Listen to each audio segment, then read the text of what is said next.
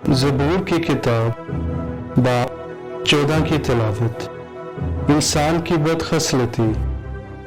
अहमक ने अपने दिल में कहा है कि कोई खुदा नहीं।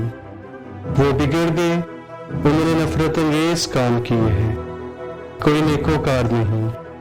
खुदावंद ने आसमान पर से बनी आदम पर निगाह की ताकि देखे कि कोई दानिशमंद, कोई खुदा का तालिब है या नहीं। वो सब के सब गुमराह हुए, वो बाहम नजिस हो गए, कोई नेकोकार नहीं, एक भी नहीं। क्या उन सब बरकरदारों को कुछ इल्म नहीं जो मेरे लोगों को ऐसे खाए जाते हैं जैसे रोटी, और खुदावंद का नाम नहीं लेते। वहाँ उन पर बड़ा खौफ छा गया क्योंकि खुदा सादिक पुश्त के साथ है।